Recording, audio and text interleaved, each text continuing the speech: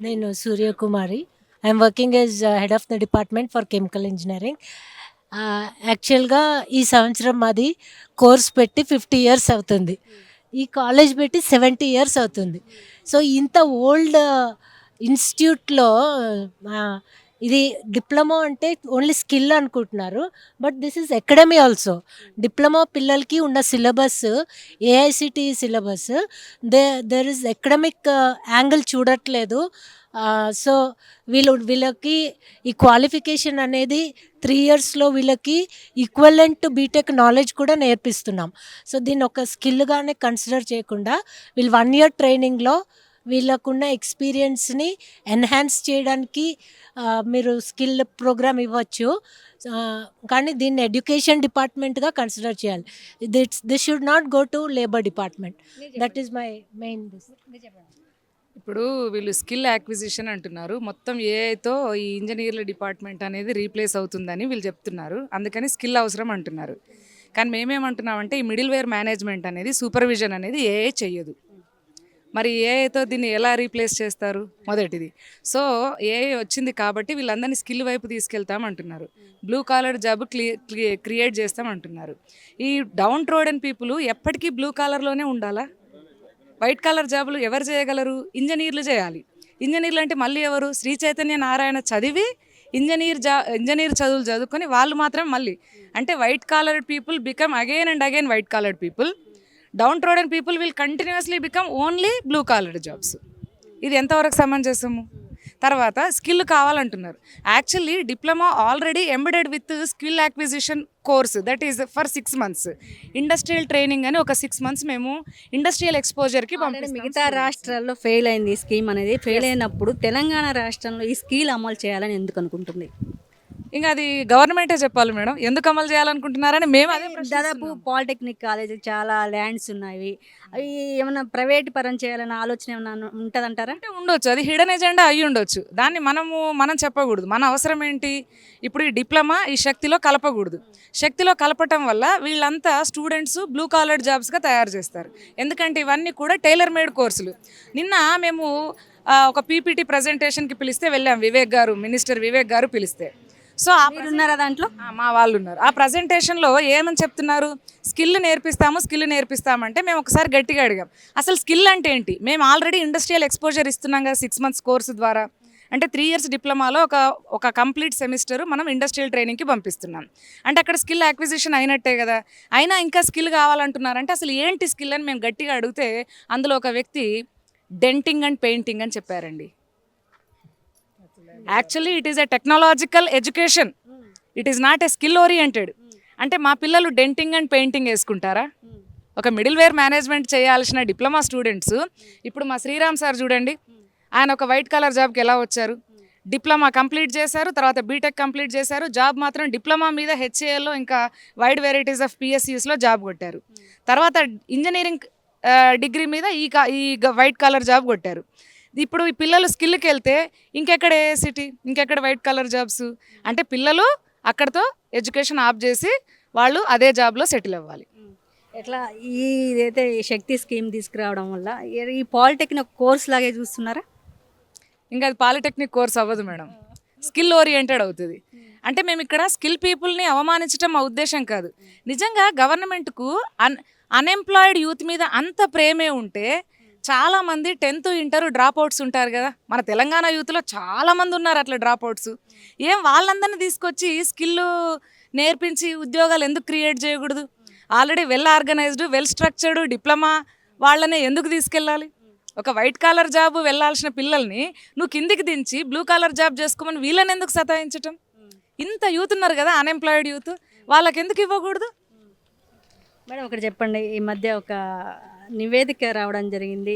Government స్కూళ్ళల్లో సరిగా బోధన ఉండడం లేదు, ప్రైవేట్ స్కూల్లోనే బాగుంటుంది అనే అయితే నివేదికలో ఉండడం జరిగింది. ఎందుకు ప్రైవేటు వైపు ఎందుకు ప్రభుత్వం మొగ్గు చూపుతుంది?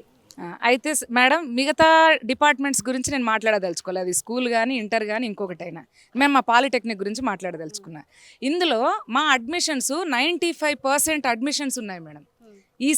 ఈసారే కాదు, మీరు గత 10 సంవత్సరాలు లేదా 20 సంవత్సరాల నుండి కూడా తీసుకోండి. పాలిటెక్నిక్ చేస్తే పక్కా జాబ్ అని ఒక నానుడి తెలంగాణ దేశవ్యాప్తంగా ఉంది. అలాంటప్పుడు పాలిటెక్నిక్కి ఇలాంటి యూనివర్సిటీలు అనుసంధానం చేయడం కానీ ఈ స్కీములు తీసుకురావడం ప్రభుత్వం ఆలోచన ఏంటి? అర్థం కాలేదు. ఎంప్లాయ్మెంట్ ఉన్నా కూడా ఎందుకు మా క్వశ్చన్ అదే మేడం, మేము అదే మీ ద్వారా మేము అదే ప్రశ్న అడుగుతున్నాము. ఎందుకు వెల్ ఆర్గనైజ్డ్, వెల్ స్ట్రక్చర్డ్, అంటే 95% అడ్మిషన్స్ ఉన్నటువంటి ఒక డిపార్ట్మెంట్ను 50% జాబ్ ఇప్పించే డిపార్ట్మెంట్స్, మిగతా 50% హైయర్ ఎడ్యుకేషన్కి వెళ్తున్న డిపార్ట్మెంట్. మీకున్న ల్యాండ్స్ కావచ్చు, మీకున్న ఏమంటారు స్టాఫ్ కావచ్చు, మిగతా గవర్నమెంట్ ఏ కాలేజ్కి లేవా? లేవు అన్నది ఒక మాట. ఏమంటారు? ఉండొచ్చు మేడం. అంటే మేము వేరే డిపార్ట్మెంట్ గురించి ఇక్కడ మాట్లాడకూడదు కూడా, అది మనకు సమంజసం కూడా కాదు. మన డిపార్ట్మెంట్ అందులో కలపకూడదు అనేదే మనం దాని గురించే మాట్లాడదాం మేడం. మీకు ఎలాంటి మీరు ఎన్ని సంవత్సరాల నుంచి దీంట్లో వర్క్ చేస్తున్నారు? 13 years నుండి చేస్తున్నాను మేడం. 13 years నుండి ఇందులో చేస్తున్నాను. ప్రజెంట్ అయితే ఈ యూనివర్సిటీ రావడం వల్ల, ఈ శాఖ రావడం వల్ల మీరు ఎలాంటి ఆందోళన వ్యక్తపరుస్తున్నారు? ఎలా కామన్గా అనుకుంటారు ఇలా నష్టపోతాను నేను అనుకుంటారు, ఏమనుకుంటున్నారు? అంటే స్టూడెంట్స్ పాయింట్ ఆఫ్ వ్యూలో అయితే విపరీతమైన ఫీజులు పెంచేస్తారు madam. PPP model, public private partnership, ఇది మనం చాలా విషయాల్లో టోల్లో కానీ ఇంకో దగ్గర కానీ మనం చూసాము. వాళ్ళకి నచ్చినట్టుగా పెంచుకుంటూ పోతారు ఫీజులు. అసలు ఫీజులో సమస్య ఒకటైతే పిల్లలు వైట్ కాలర్ జాబ్కి దూరం అవుతున్నారు కదా, హైయర్ ఎడ్యుకేషన్కి దూరం అవుతున్నారు కదా, అది మాకున్న పెద్ద బాధ అనమాట. ఇక్కడ టీచర్స్గా మాకు కూడా చాలా సమస్యలు ఉన్నాయి. అవి ఈ డిపార్ట్మెంట్ తీర్చదు, ఏ డిపార్ట్మెంట్ కూడా తీర్చలేదు. మళ్ళీ ఇప్పుడు కొత్త దాంట్లోకి అవే సమస్యలతోటి తీసుకెళ్తున్నారు. తెలంగాణ రాష్ట్ర వ్యాప్తంగా దాదాపు వారం రోజుల నుంచి స్టూడెంట్స్ ధర్నాలు చేస్తూ ఉన్నారు. ఈ శక్తి మాకొద్దు, జీవో నెంబర్ 97 వెనక్కి తీసుకోవాలంటూ ఉన్నారు. అయితే ఏంటంటే వీళ్ళు స్టూడెంట్స్ అందరు రోడ్ల మీదకి ఎక్కి ధర్నా చేయడానికి ఎవరైతే లెక్చర్స్ కావచ్చు వీళ్ళ ప్రోద్బలం ఉందంటున్నారు, మీరేమంటారు? ఎవ్వరి ప్రోబ్లం లేదు మేడం. ఒక మనిషిని డిసైడ్ చేయాలంటే ఒక కాలర్ జాబ్ అనేది ఒక రైట్ అనేది కాదు మేడం. ఎవరికి ఎంత శక్తి ఉంది, ఎవరికి ఎంత స్కిల్ ఉన్నది అనేది వాళ్ళ మీద ఆధారపడి ఉంటుంది. White colour, blue colour, orange colour, ఇంకా బ్లాక్ కలర్ అనేది డిసైడ్ చేసే ఫ్యాక్టర్స్ ఇక్కడ లేవు. డిప్లొమా అనేది ఉన్న మన స్టేట్ ఎంటైర్లో టెక్నికల్ ఎడ్యుకేషన్ అంటే ఇక్కడ నుంచి వచ్చే టెక్నికల్ పీపుల్ ఎక్కువ.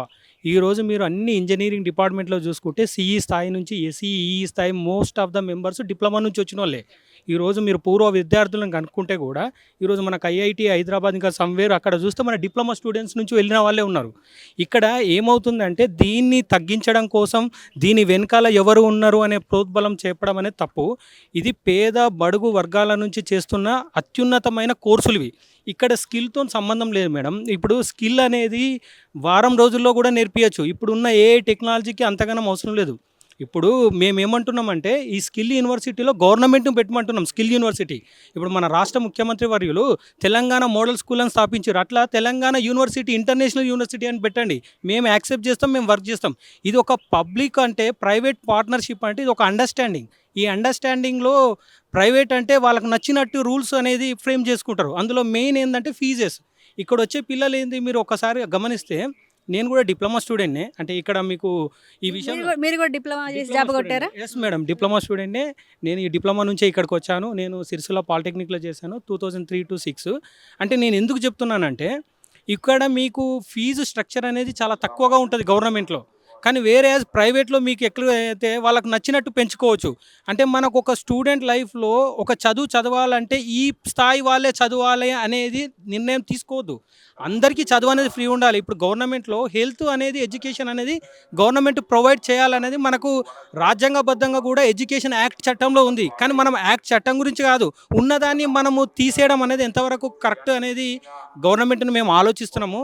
ఇక్కడ ఎవ్వరు లేరు సార్. ఇక్కడ అంతా మన పిల్లలు, మీకు సంబంధించిన పిల్లలే ఉన్నారు. వాళ్ళు చదువుకుంటున్నారు. ఈడేదో శక్తులు ఉన్నాయి అవి అనేది ఏం లేదు. ఇక్కడ వస్తున్న టెక్నికల్ కోర్సులో 3 years సంబంధించినవి ఉన్నాయి. ఒక్కొక్క స్టూడెంట్కు 3,800 నుంచి 5,000 అవుతుంది. మీరు ప్రైవేట్లో తీసుకుంటే అది 30 నుంచి 40 కావచ్చు, 50 కావచ్చు, అది నెక్స్ట్ ఇయర్ 1,00,000 కూడా కావచ్చు. అది ఒక్క లిమిట్ అనేది లేదు. ఇంకొకటి నిన్న మంత్రి వివేక్ మన గారు మాట్లాడారు. మేడం ఇప్పుడు ఈ సెట్ ఉంది, పాలిటెక్నిక్ ఉంది, డిటీ ఉంది, ఎస్బిటి అంటే మరి మేము ఎందుకు వచ్చి పిల్లలు మాట్లాడుతున్నారు? ఒక మాట మేము అడుగుతున్నాము గౌరవ మంత్రివర్యులను. అన్నీ ఉన్నాక ఇక్కడ అసలు రాస్తారోకలు ఎందుకు, స్ట్రైకులు ఎందుకు, ప్రాబ్లం ఎందుకు? అంటే వాళ్ళ ఆ మంత్రి గారి మాటల్లోనే అంతరార్థం మీరు అర్థం చేసుకోవాలి. నేను ఏమంటున్నానంటే మేము ఎవ్వరికి వ్యతిరేకం కాదు, సానుకూలంగా ఈరోజు ఎవ్వరికి సంప్రదించకుండా 97 జీవో 2 సంవత్సరాలు వీళ్ళు వాళ్ళ వర్కౌట్ అంతా చేసి మీరు ఈ రోజు వరకు ఇక్కడుండి రేపు అందులో ఉండాలి అని అంటే ఎవరైనా నమ్ముతారా? మన ఇంట్లో ఒక మనిషి ఉన్నాడు, మన చుట్టే అన్నీ చేసుకుంటూ రేపు నువ్వు ఇక్కడ నుంచి వెళ్ళిపోవాలి మిమ్మల్ని అక్కడ వేసినామంటే ఏమన్నా అర్థం ఉంటుందా? ఒక పబ్లిక్లో ఉన్నప్పుడు గవర్నమెంట్ అందరికీ నిబద్ధతతో చెప్పాల్సిన బాధ్యత మనది. మమ్మల్ని ఎక్కడైనా ఇన్వాల్వ్ చేసి మీటింగ్లు పెట్టిరో మంత్రి గారిని చెప్పమనండి. పాలిటెక్నిక్ వాళ్ళని మేము 10 సార్లు చెప్పామండి, యంగ్ స్కిల్ ఇండియా గురించి చెప్పినప్పుడు వాళ్ళు ఏది చెప్పలేదని ఒక్కటి మాట చెప్పామనండి. అంత అబద్ధ మాటలు వద్దు మేడం. మేము ఏమంటున్నామంటే గౌరవప్రదంగా పబ్లిక్ సంబంధించిన గవర్నమెంట్, ఇది ప్రజల గవర్నమెంట్ అన్నారు, ప్రజాప్రభుత్వం అన్నారు, ప్రగతి భవన్ పెట్టారు.